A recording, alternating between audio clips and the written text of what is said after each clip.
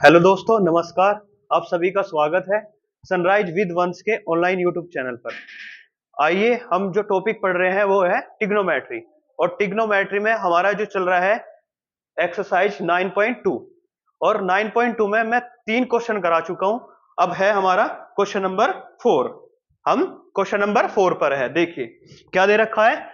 यदि x tan 45 degree cos 60 degree बराबर sin 60 degree cot 60 degree हो तो x का मान ज्ञात कीजिए।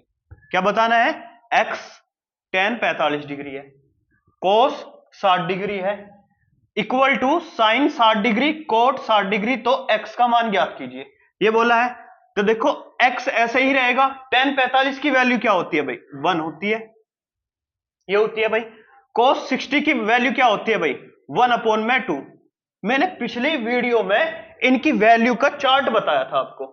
तो जो चार्ट है उसमें दे रखा है tan 45 डिग्री की वैल्यू 1 और cos 60 डिग्री की वैल्यू 1/2 इक्वल टू sin 60 की वैल्यू क्या है, अंडरूट के 3/2 होती है भाई, ये बताया था। और कोट 60 डिग्री की वैल्यू बताई थी आपको क्या भाई, 1/√3, ये बताया था। हमें किसकी वैल्यू बतानी है, x की। तो x यहीं पे ही रहेगा, 1 की 1 में मल्टीप्लाई करूंगा तो क्या बन जाएगा, 1 की x में करूंगा तो x की फिर 1 में करूंगा तो x अपॉन में यहां पे क्या बन जाएगा 2 इक्वल टू यहां पे √3 की 1 में करूंगा तो √3 और नीचे हो जाएगा 2√3। समझ में आया। अब देखो √3 से √3 कट, तो यहां पे क्या बचेगा, x अपॉन में 2 इक्वल टू 1/2। अब देखो ये जो 2 है ये इधर जाएगा तो मल्टीप्लाई में जाएगा, तो x इक्वल टू x की इधर मल्टीप्लाई करते ही क्या हो जाएगा, 2/2। 2 1 जा 2, तो x की वैल्यू कितनी हो गई भाई, 1 होगी। समझ आया। अब देखो नेक्स्ट क्वेश्चन है हमारा, ये आपको समझ में तो आया होगा। अब क्वेश्चन नंबर 5 है। क्वेश्चन नंबर 5 पे आते हैं। क्वेश्चन नंबर 5 क्या बता रहा है हमें, देखो हमारे आपको अगर हमारे जो कॉन्सेप्ट है अच्छे लग रहे हो तो आप लाइक और शेयर और सब्सक्राइब कीजिए और हमारी वीडियो को ज्यादा से ज्यादा शेयर कीजिए। देखो अब क्वेश्चन नंबर 5 है। क्वेश्चन नंबर 5 में क्या बता रखा है, क्वेश्चन नंबर 5 है, सिद्ध कीजिए कि √3 प्लस का 1 ये दे रखा है, 3 minus coat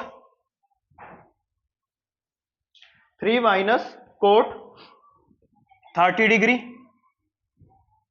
equal to tan की क्यूब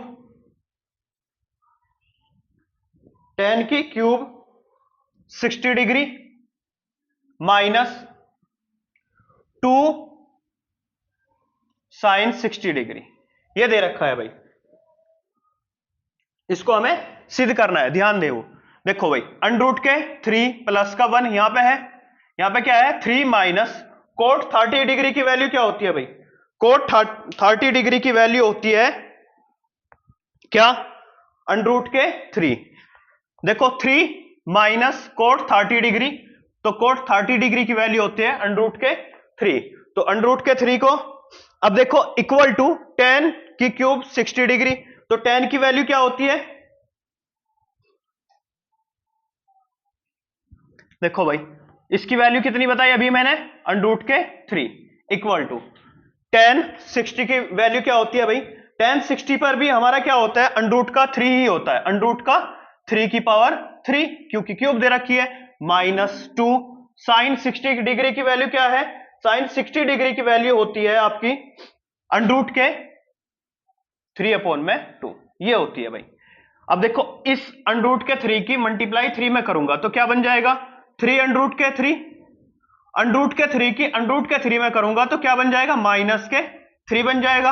1 की 3 में करूंगा तो +3 और 1 के √3 में करूंगा तो -3 इक्वल टू इसकी क्यूब क्या होती है, √3 की क्यूब होती है 3√3 माइनस इस 2 से ये 2 कट हुआ तो यहां पे क्या रह गया, √3। अब देखो इसमें से ये 3 से ये 3 माइनस का ये प्लस का कट गया, यहाँ पे क्या रहेगा 3 अंडर रूट के 3 माइनस अंडर रूट के 3 इक्वल टू यहाँ पे 3 अंडर रूट के 3 माइनस अंडर रूट के 3। अब देखो इसमें से क्या कॉमन लिया, अंडर रूट के 3 अंदर रहेगा 3 माइनस का 1 इक्वल टू यहां से भी हम अंडर रूट के 3 कॉमन लिया, अंदर रह गया 3 माइनस का 1। अब देखो इसमें ये अंडर रूट का 3 है ही, ब्रैकेट के अंदर क्या बच गया 2, यहां पे क्या है अंडर रूट के 3 है और ब्रैकेट के अंदर बच गया 2। अब इसके 2 की इसमें करेंगे तो 2 अंडर रूट के 3 इक्वल टू 2 अंडर रूट के 3। ये हमारा सिद्ध हो गया। हमें सिद्ध करना था क्वेश्चन नंबर 5। अब देखो ये क्वेश्चन नंबर 5 हो गया। अब हमारा आता है क्वेश्चन नंबर 6। देखो क्वेश्चन नंबर 6 में दे रखा है यदि, क्या दे रखा है, यदि त्रिभुज ABC, क्या बोल रखा है, यदि त्रिभुज ABC C पर समकोण, क्या बोल रखा है, C पर समकोण है, तब हमें बताना है किसकी value, cos A plus B की वैल्यू बतानी है, cos A प्लस B की वैल्यू बतानी है। देखो क्वेश्चन नंबर 6 में क्या दे रखा है, ट्राइंगल ABC, ट्राइंगल ABC क्या बोल रखा, C पर समकोण, समकोण का मतलब होता है एंगल C पर जो है वो 90 डिग्री का है। कितना है भाई, 90 डिग्री का है एंगल C की वैल्यू। तब हमें किसकी वैल्यू बतानी है भाई, तब हमें बतानी है cos A प्लस B की वैल्यू, इसकी वैल्यू बतानी है। अब देखो ये क्या होता है भाई, cos, हमने क्या किया, जो ट्राइंगल होता है पूरा वो 180 डिग्री का होता है, तो cos क्या बन जाएगा, cos A plus B plus C equal to 180 degree, ये हुआ। अब देखो cos की, अब इसमें हमें किसकी वैल्यू चाहिए, cos A प्लस B की, तो cos A plus B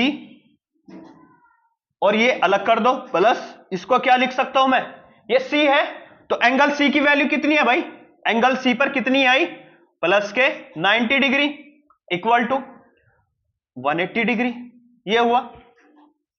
C की वैल्यू रख दी मैंने, क्योंकि C पर क्या बताया उसने, 90 डिग्री का एंगल बताया, तो cos A plus B equal to 180 minus 90 degree, ये हुआ। अब देखो cos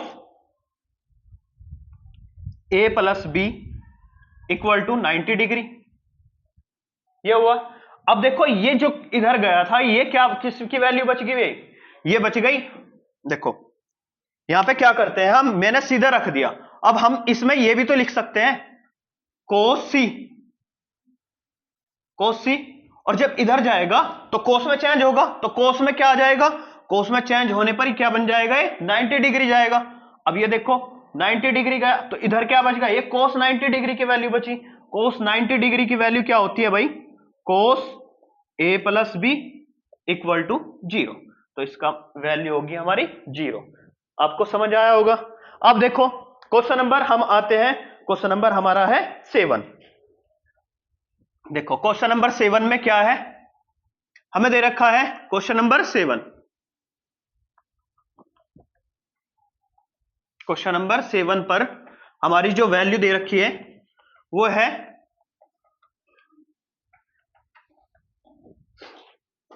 क्वेश्चन नंबर 7 जो है फर्स्ट क्वेश्चन में क्या दे रखा है, साइन थीटा इंटू में cos theta, sine theta into में कोस थीटा, यदि थीटा बराबर कितना दे रखा है 30 डिग्री, तो हमें किसकी वैल्यू बतानी भाई, हमें बतानी है किसकी, इस पूरे की वैल्यू। अब देखो ध्यान देना भाई, थीटा की वैल्यू 30 डिग्री दे रखी है, तो साइन सीधा रख दो, थीटा की जगह पे 30 डिग्री, यहां पे कोस, यहां पे भी 30 डिग्री लिख दो, हो गया। अब देखो इनकी वैल्यू पता है, साइन 30 डिग्री की वैल्यू क्या होती है भाई, साइन 30 डिग्री की वैल्यू होती है 1/2। कोस 30 डिग्री की वैल्यू क्या होती है भाई, कोस 30 डिग्री की वैल्यू होती है आपकी, क्या होती है भाई, कोस 30 पर होता है अंडर रूट के 3/2। क्या होता है, देखो साइन 30 डिग्री की वैल्यू 1/2 और कोस 30 डिग्री की वैल्यू होती है 3/2। अब इनकी दोनों की मल्टीप्लाई कर दो, 3 1 जा 3, अंडर रूट के 3, 2 2 जा 4, तो तो हमारा आंसर ये हुआ। अब हम इसके सेकंड क्वेश्चन पे चलते हैं। ये फर्स्ट था 7 का, और अब आता है हमारा क्वेश्चन नंबर इसका सेकंड। ध्यान देना भाई, क्वेश्चन नंबर जो सेकंड है हमारा इसका, तो उसमें क्या बता रखा है, ध्यान देना। क्वेश्चन नंबर सेकंड है हमारा इसका 7 का, तो उसमें दे रखा है 3 tan square 45 degree plus 2 sine, क्या दे रखा है, 2 साइन 45 डिग्री और कोस 45 डिग्री। क्या बता रखा है, कोस 45 डिग्री। अब देखो हमें दे रखा है 3 tan 45 की वैल्यू होती है 1 का स्क्वायर प्लस 2 साइन 45 की वैल्यू क्या होती है भाई, 1 अपॉन में अंडरूट के 2। क्या होती है साइन 45 की वैल्यू 1 अपॉन में अंडरूट के 2, और कोस 45 की वैल्यू भी 1 अपॉन में अंडरूट के 2 ही होती है। अब देखो यहां पे क्या है भाई, ये 3 है, 3 बन जा, 1 का स्क्वायर 1 ही रहेगा, 3 की 1 में करेंगे तो 3 प्लस के यहां पे क्या बन गया भाई 2। अब देखो 1 की 1 में मल्टीप्लाई करूंगा तो क्या बनेगा भाई 1 ही आएगा, अंडरूट के 2 की अंडरूट के 2 में मल्टीप्लाई करूंगा तो 2 बनेगा, तो क्या बन गया भाई 2 1 जा 2, एक बार कट गया, 3 प्लस का 1 मल्टीप्लाई 1, तो 3 प्लस 1 1 जा 1, कितना आ गया भाई, हमारा आंसर आ 4।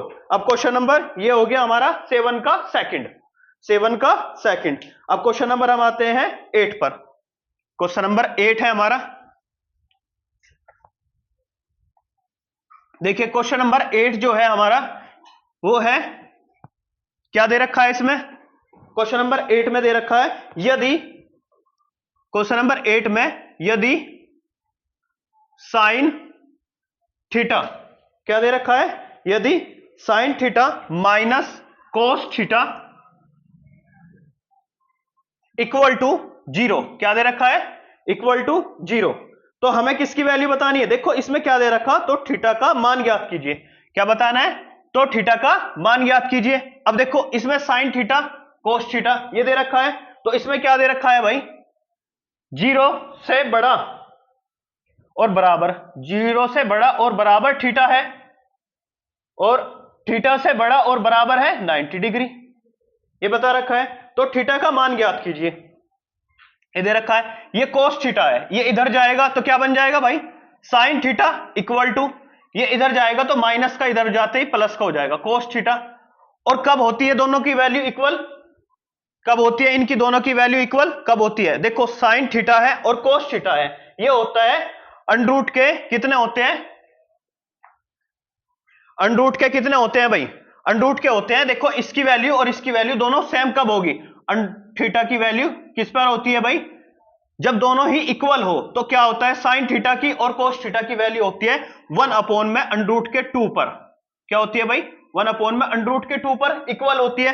अब दोनों की वैल्यू इक्वल है तो क्या आ जाएगा, इनकी वैल्यू भी एक ही आ जाएगी, यानी कि इनका जो रिप्रेजेंट है, यानी कि ये साइन थीटा जो साइन 45 है, देखो ये साइन 45 की वैल्यू इक्वल टू कोस 45 की वैल्यू, दोनों की ही वैल्यू सेम होती है। जब दोनों की ही वैल्यू सेम है तो थीटा की वैल्यू क्या आ जाएगी, इसकी 1 आ जाएगी, क्या आ जाएगी भाई 1 के रिप्रेजेंट में आ जाती है। ठीक है, अब आते हैं हम क्वेश्चन नंबर 9 पर। क्वेश्चन नंबर जो 9 है हमारा वो दे रखा है,